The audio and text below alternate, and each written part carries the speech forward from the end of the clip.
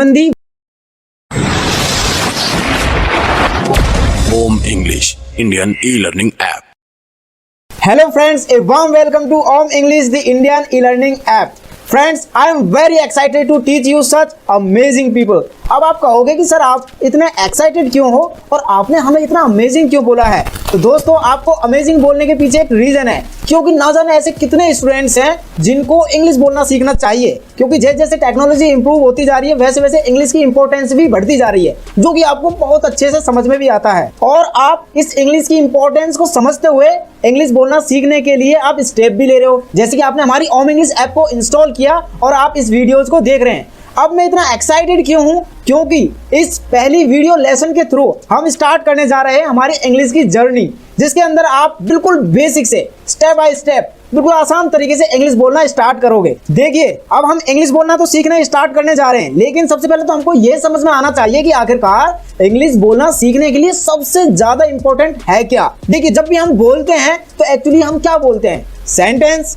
अब वो सेंटेंस बनता किससे है? वो वर्ड से बनता है। यानी कि अगर हमको इंग्लिश में बोलना है तो हमको काम में आने वाले जितने भी जरूरी इंग्लिश वर्ड्स हैं उनका आना बहुत ज़्यादा जरूरी है, और उनका सही प्रोनाउंसिएशन का बोलना आना तो और भी ज़्यादा जरूरी है। तो दोस्तों, अब तो आप समझ गए होंगे कि इंग्लिश बोलने के लिए सबसे पहले आपको एक बेस बनाना होगा, यानी कि आपको कुछ ऐसे जरूरी वर्ड्स हैं जो कि आपको आने ही चाहिए, जिनकी हेल्प से आप इंग्लिश बोलना स्टार्ट कर सकें। अब देखिए, वर्ड्स की इंपॉर्टेंस को अच्छे से समझने के लिए मैंने यहाँ पर आपके लिए एक इमेज लगाई है, और यह चीज सभी के घर में होती भी है, सभी के दरवाजों में लगी होती है। तो चलिए मुझे बताइए इसको इंग्लिश में क्या कहेंगे। मुझे पता है कि आप अब सोच में पड़ गए होंगे कि इसकी इंग्लिश क्या होगी। तो दोस्तों, जब आपको इसकी इंग्लिश ही नहीं पता, तो जब इससे बनने वाले जो सेंटेंस हो गए, जैसे कि कुंडी को बंद कर दीजिए, खोल दीजिए, तो इस तरह के जब आप सेंटेंस को इंग्लिश में बोलोगे तो किस तरह से इंग्लिश बना पाओगे? तो इसका मतलब जितने भी जरूरी वर्ड्स हैं उनका आना बहुत ज्यादा जरूरी है। तो दोस्तों, इसे इंग्लिश में कहते हैं लैच। देखिए, जब भी हम बात करें एक बेसिक लेवल की इंग्लिश की, यानी कि जब हम इंग्लिश बोलना सीखने की शुरुआत करते हैं तो हमको ऐसे कितने इंग्लिश वर्ड्स याद होने चाहिए? तो वो हमको लगभग 3 से 5,000 इंग्लिश वर्ड्स का आना बहुत ज्यादा जरूरी हो जाता है। ये बहुत ही आसान से इंग्लिश वर्ड्स होते हैं, जैसे कि दिनों के नाम, महीनों के नाम, घरेलू सामानों के नाम, जानवरों के नाम, पक्षियों के नाम इत्यादि। अब देखिए, जब इंटरमीडिएट लेवल की बात करें तो हमको लगभग 5 से 10,000 इंग्लिश वर्ड्स का आना जरूरी हो जाता है, और जब बात करें एडवांस लेवल की तो 10,000 से ज्यादा इंग्लिश वर्ड्स हमको आने चाहिए। अब आप कहोगे कि सर, जो ये इंग्लिश वर्ड्स हैं ये हमको कहाँ से सीखने को मिलेंगे, और हमको कैसे पता चलेगा कि कौन से वर्ड हमको सबसे पहले याद करने हैं, कौन से बाद में याद करने हैं? तो दोस्तों, हमने आपके लिए ओम इंग्लिश एप्लीकेशन के अंदर वोकैब सेक्शन रखा है, जहां पर आप इन सभी वर्ड्स को स्टेप बाय स्टेप सीख सकते हैं, वो भी एग्जैक्ट प्रोनाउंसिएशन के साथ। तो दोस्तों, अब तक तो आपको समझ में आ गया कि इंग्लिश बोलना सीखने के लिए सबसे ज्यादा जरूरी क्या है?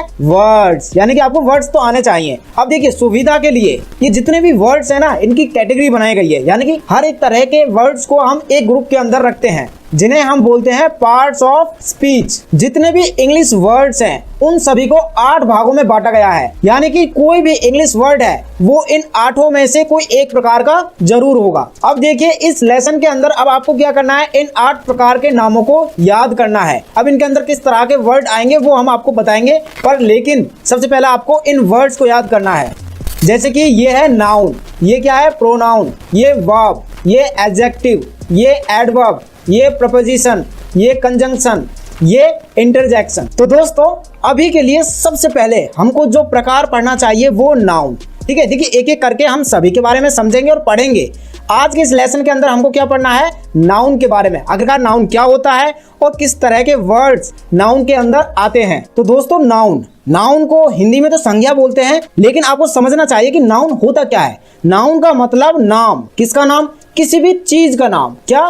किसी भी चीज का नाम, चाहे वो दिखाई दे या दिखाई ना दे। देखिए, हमारे आसपास ढेर सारी वस्तुएं होती हैं, उन सभी वस्तुओं के जो नाम होते हैं वो किसके अंदर आएंगे? नाउन के अंदर। किसी भी जगह के नाम या किसी भी व्यक्ति के नाम, मतलब नाम होना चाहिए। अगर वो नाम है तो वो नाउन कैटेगरी के अंदर आएगा। वो वर्ड किस कैटेगरी के अंदर आएगा? नाउन कैटेगरी के अंदर। अब देखिए, हम देखते हैं कि किस किस कैटेगरी के वर्ड नाउन कैटेगरी के अंदर भी आते हैं। तो दोस्तों, अब हम नाउन कैटेगरी के अंदर आने वाले जितने भी वर्ड्स हैं उनको हम देखेंगे कि किस तरह के वर्ड्स हमको इंग्लिश में बोलना सीखना है। देखिए, व्यक्तियों के नाम, जनरली हिंदी और इंग्लिश में जो व्यक्ति के नाम होते हैं वो सेम ही होते हैं।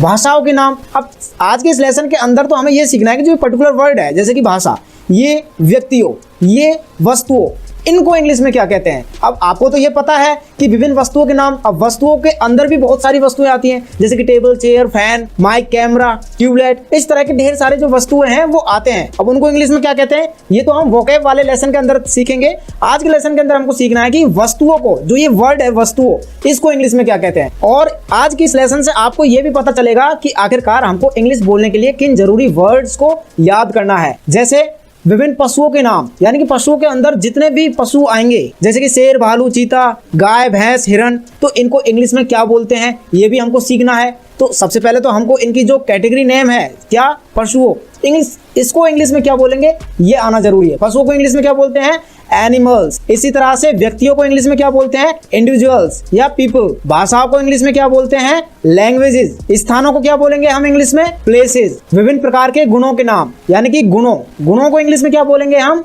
क्वालिटीज। अवस्थाओं के नाम, अवस्था, अब ये भी तो एक वर्ड है ना, अवस्थाओं। अब कई तरह की अवस्थाएं हो जाती है तो वो क्या बन जाता है, अवस्थाओं के नाम, अवस्थाओं। तो इनको क्या बोलेंगे हम, स्टेट्स। पशुओं को तो आपको बता दिया है, एनिमल। पक्षियों को इंग्लिश में क्या बोलेंगे, पक्षियों को बोलेंगे हम बर्ड्स। नदियों को इंग्लिश में हम बोलेंगे रिवर्स। पुस्तकों को इंग्लिश में बोलेंगे बुक्स। इसी तरह से फलों को फ्रूट्स। सब्जियों को वेजिटेबल, ना कि वेजिटेबल, इसको क्या बोलेंगे हम, वेजिटेबल। फूलों को फ्लावर्स। दिनों को इंग्लिश में हम बोलेंगे डेज। भाषाओं को लैंग्वेजेस। जातियों को हम बोलेंगे कास्ट। समूहों को इसको हम बोलेंगे इंग्लिश में ग्रुप्स। और दिशाओं को इसको हम बोलेंगे डायरेक्शंस। मौसमों को इसको हम बोलेंगे सीजन्स। और ग्रहों को इसको हम बोलेंगे इंग्लिश में प्लैनेट्स। देखिए दोस्तों, हर एक कैटेगरी के अंदर बहुत सारे वर्ड हैं। ये तो हम वोकैब सेक्शन के अंदर हर एक वर्ड को इंग्लिश में बोलना सीखेंगे। अलग अलग तरह के जो पक्षियों के नेम होते हैं उनको हम इंग्लिश में वोकैब सेक्शन के अंदर सीखेंगे। अभी आपको ये समझ में आना चाहिए कि नाउन के अंदर आखिरकार किस किस तरह के नेम आते हैं। तो ये सभी नेम हैं, तो इन सभी के अंदर डिफरेंट टाइप के नेम आएंगे, तो उनको इंग्लिश में बोलना आपको सीखना है। इसी तरह के ये भी कुछ वर्ड्स हैं, जैसे कि राशियों। अब राशियों के अंदर भी बहुत सारी राशि आएंगी, जैसे कि सिंह राशि, मेष राशि, तो इनको इंग्लिश में क्या कहते हैं ये हम वोकैब सेक्शन के अंदर पढ़ेंगे। लेकिन आज की इस लेसन में हमको समझना चाहिए कि जो राशियों के नेम है वो भी नाउन कैटेगरी के अंदर आएंगे। राशियों को इंग्लिश में बोलते हैं जोडिएक साइन। खेलों को इंग्लिश में बोलते हैं स्पोर्ट्स। खेल के मैदानों को हम बोलेंगे प्लेग्राउंड्स। रंगों को इंग्लिश में बोलेंगे कलर्स। अंगों को इंग्लिश में बोलेंगे बॉडी पार्ट। बीमारियों को इंग्लिश में क्या बोलेंगे, डिजीजेस। वाद्य यंत्रों को इंग्लिश में बोलेंगे म्यूजिकल इंस्ट्रूमेंट। मसालों को इंग्लिश में बोलेंगे स्पाइसेस। खाने पीने की चीजों को, यानी कि एडिबल एंड पोर्टेबल आइटम्स, इनको फूड आइटम्स भी हम बोल सकते हैं। पहनने ओढ़ने के वस्त्रों के नाम को इंग्लिश में क्या बोलेंगे, वेयरिंग अपैरल। संबंधों के नाम, जैसे कि चाचा, ताऊ, पापा, मम्मी, भाई, बहन, ये सब क्या है, संबंधों के नाम है। तो संबंधों, इस वर्ड को इंग्लिश में क्या बोलेंगे, रिलेशंस। औजारों को इंग्लिश में बोलेंगे हम टूल्स। व्यवसाय एवं पेशों के नाम, यानी व्यवसाय, बिजनेसेस। पेशों के नाम, पेशों, तो इसको इंग्लिश में क्या बोलेंगे, ऑक्यूपेशंस। कार्यालय एवं पढ़ाई संबंधी वस्तुएं, जो कि स्टेशनरी होते हैं, जो कि आपको पता भी है, ठीक है। विभिन्न भवनों के नाम, भवनों को इंग्लिश में क्या बोलेंगे हम, बिल्डिंग्स। और इसके पार्ट, यानी कि देयर पार्ट्स। युद्ध संबंधी वस्तुओं के नाम, युद्ध संबंधी वस्तुओं, तो इसको हम बोलेंगे वॉर रिलेटेड आइटम्स। खनिज पदार्थों के नाम, खनिज पदार्थों, इसको हम बोलेंगे मिनरल्स। पेड़ पौधों, ट्रीज एंड प्लांट्स। पक्षी एवं जानवरों के आवाजों के नाम, आवाजों यानी कि वॉइस। रेंगने वाले जीव जंतुओं के नाम, इनको हम क्या बोलेंगे, रेप्टाइल्स। कीड़े मकोड़े, इंसेक्ट। विभिन्न आवाजों के नाम, डिफरेंट वॉइसेस। तो ये जितने भी तरह के नाम हैं, तो ये सभी नाम इन कैटेगरीज के अंदर आएंगे, जिनको वोकैब सेक्शन के अंदर बहुत अच्छे से पढ़ेंगे। तो आज के इस लेसन के अंदर अब आपको पता चल गया होगा कि एक्चुअली में नाउन के अंदर आते क्या है। नाउन के अंदर किसी भी तरह का नाम हो, चाहे वो किसी व्यक्ति का नाम हो, किसी स्थान का नाम हो, या किसी वस्तु का नाम हो, इन सभी नामों को हम क्या बोलेंगे, नाउन। अब हमें सीखना क्या है, इन सभी नामों को इंग्लिश में बोलना सीखना है। तो दोस्तों, कैसा लगा आपको आज का ये लेसन? और आज के इस लेसन में आपको समझ में आया होगा कि इंग्लिश बोलने के लिए वर्ड्स का आना बहुत ज़्यादा जरूरी है, क्योंकि जब हम इंग्लिश में कोई भी सेंटेंस बोलते हैं तो उसके लिए इंग्लिश वर्ड्स हमें आने चाहिए।